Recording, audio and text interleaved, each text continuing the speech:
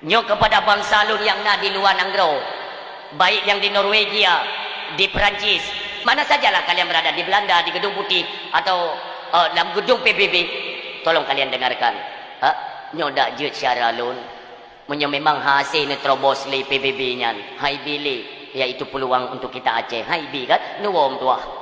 Nuwo bina bangsa lun nuwo juga di, nyo katru masa dan cok pulang Aceh, humu tuah nuwo secara lun.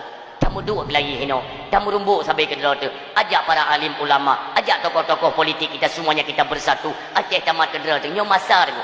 Di mana Indonesia orangnya tengok kocar kacir, mu pakai sampai ke dalam. Ini adalah peluang bagi kita Aceh untuk dan sumiki menghasilkan satu kesimpulan untuk dah cok dan gerak but kuatar orangnya dan cok. Mendung tu, han mu madale tamu kun ku. Itu adalah pendukung 01, netenak 02. 02-nya nurung Aceh. Tim sesnya juga orang Aceh. Tanya mandung masyarakat